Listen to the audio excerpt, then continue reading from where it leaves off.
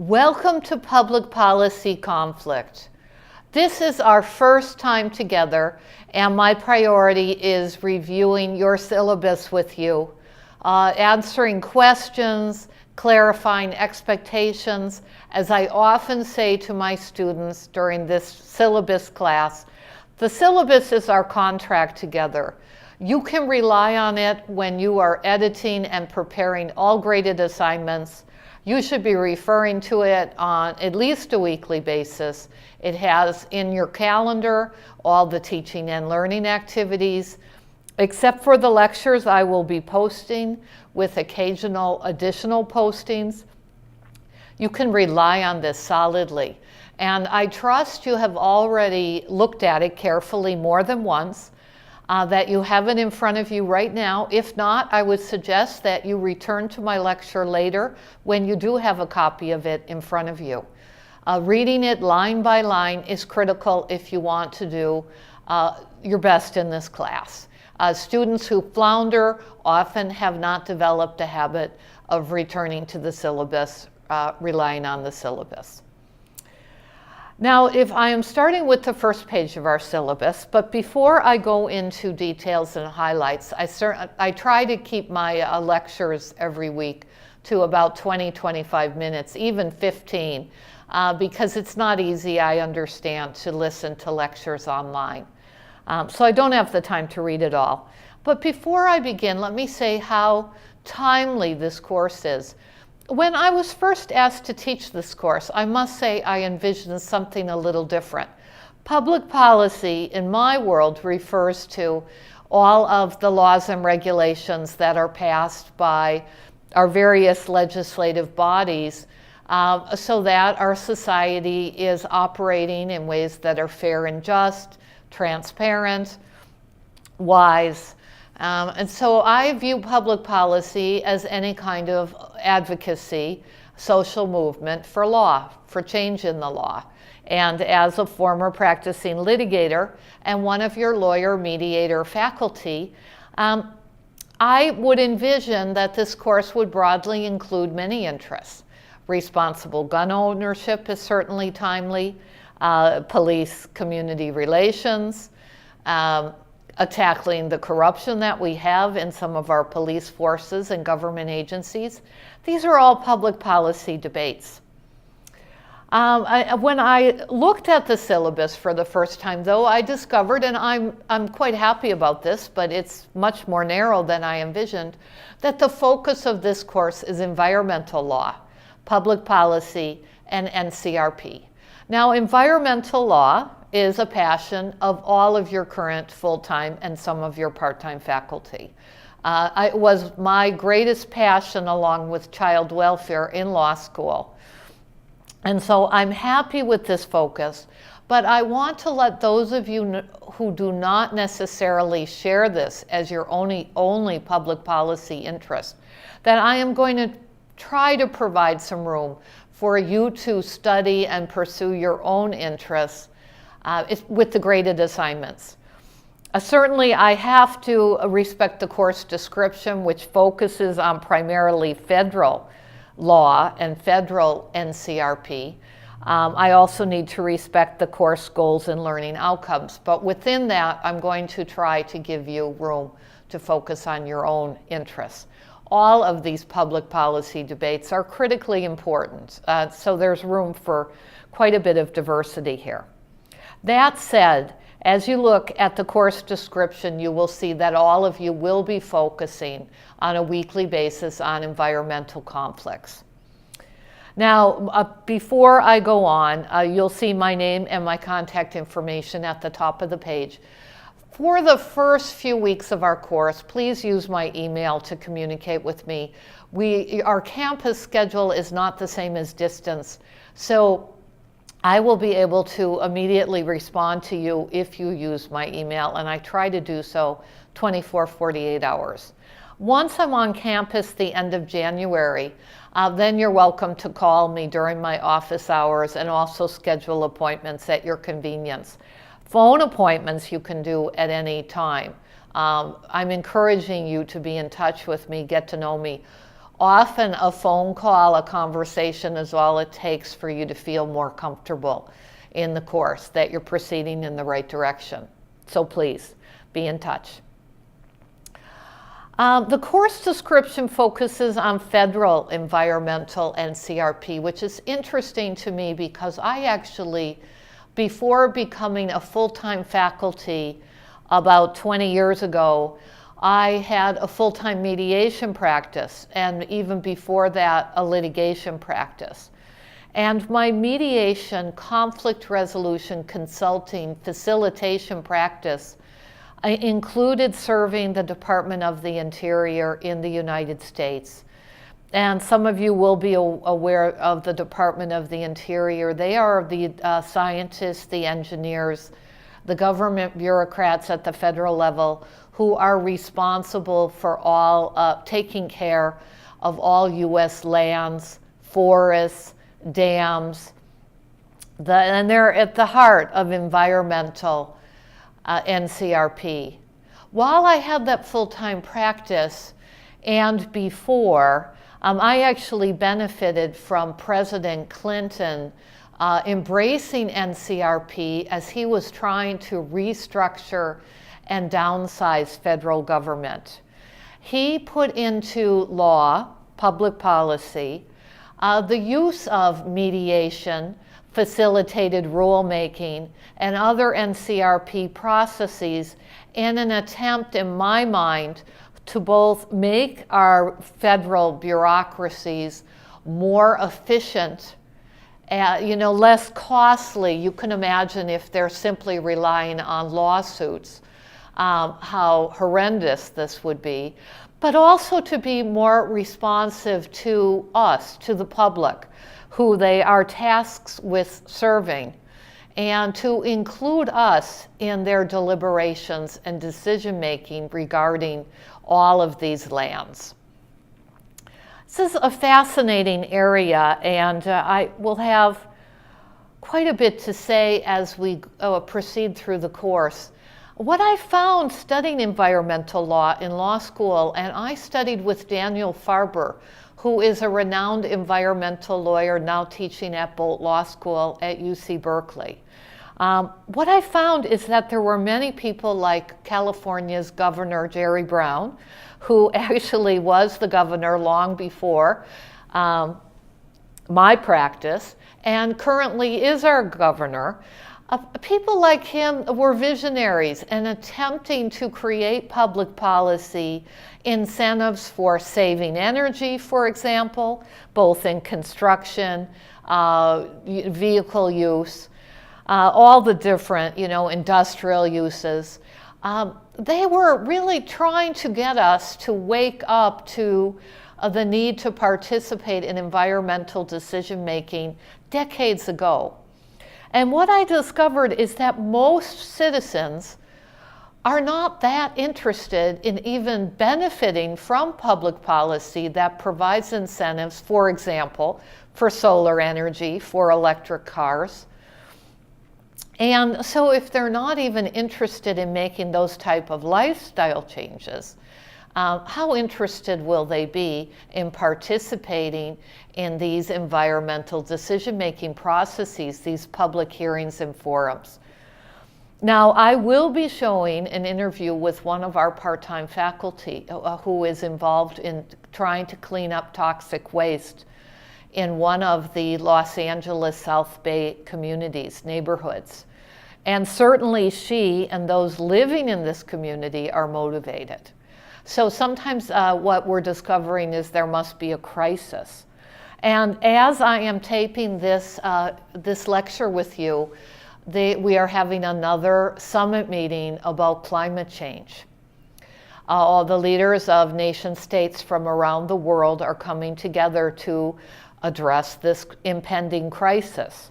And it will be interesting to learn your perspectives during this time, because here at this moment, 30 years after my graduation from law school, this is no longer a national discussion. This is no longer a federal discussion. This is in our current political climate, more of a local, a city, county, state discussion because there's such deadlock at the federal level. But it's also simultaneously become a global discussion. And all of you will be asked to consider the global issues with environmental NCRP, as well as the national, federal, local processes that occur. Now, I'm trying to make this straightforward so it doesn't overwhelm you, but at the moment, this is simultaneously a course on how some of you currently are or could be involved in environmental NCRP at all these levels. For example, I'm not assigning a chapter that I co-wrote with one of our urban planner alumni, but she has been with Mediators Beyond Borders attending climate change talks for the last several sessions and observing the type of NCRP that does or does not occur.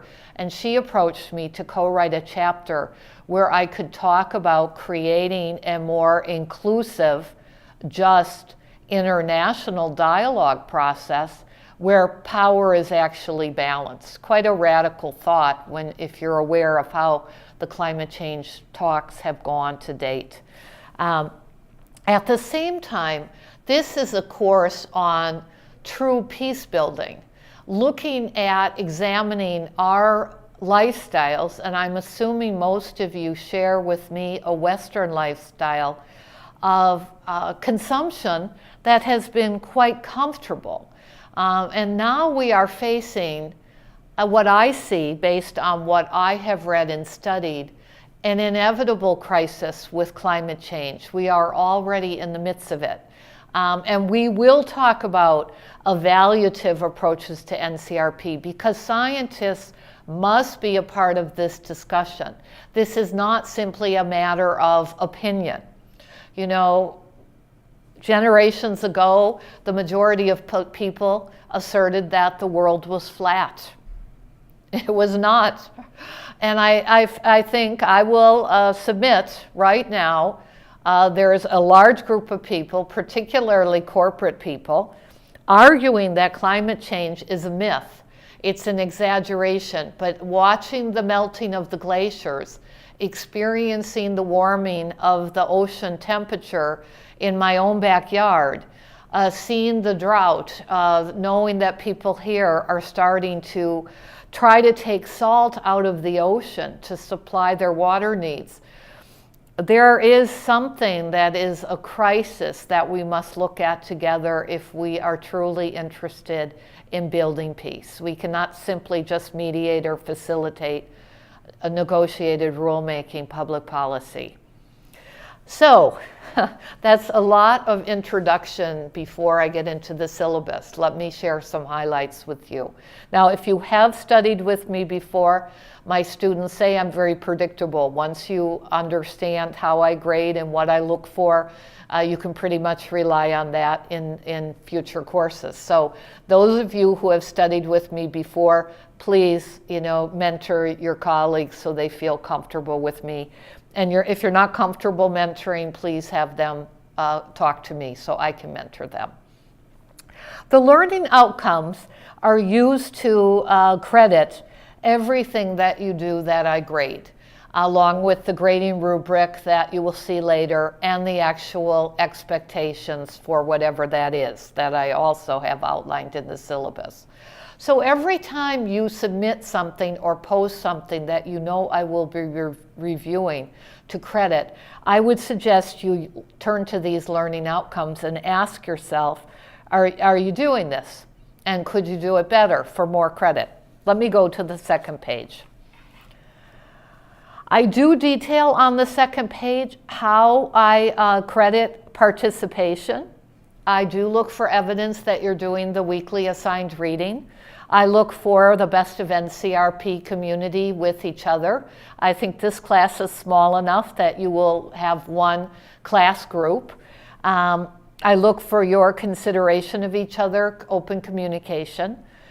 And I will give even more credit if you take a lead with helping your colleagues, your classmates, have the best possible learning experience.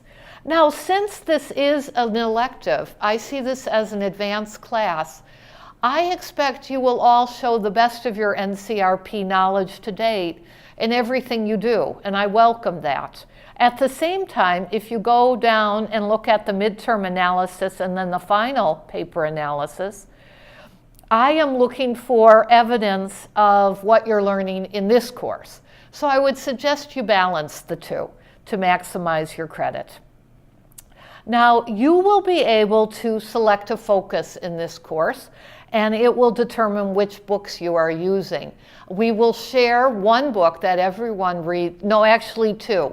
A book that is global and a book that focuses on federal NCRP. We will all share that every week, but each of you will also be able to pick a third book.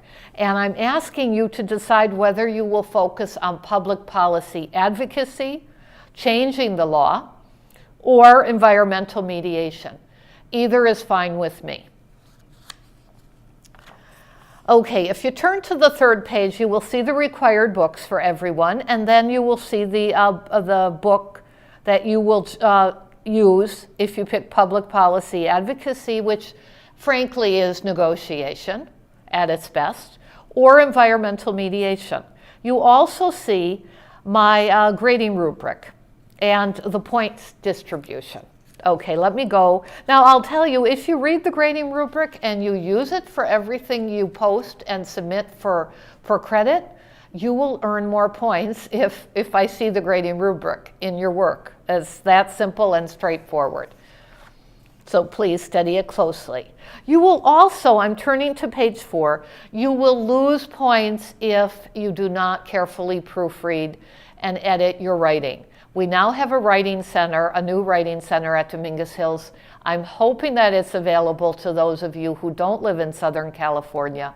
But those of you who live in Southern California, even though you're not coming to campus for class, please take advantage of these tutoring resources.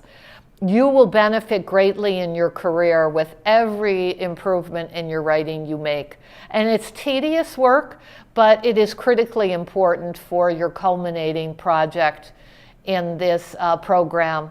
And it just pays off. I've been working on my writing, you can imagine, as a litigator, as a lawyer, as a writer, a publisher. I've been working on my writing for a lifetime, and I can always improve.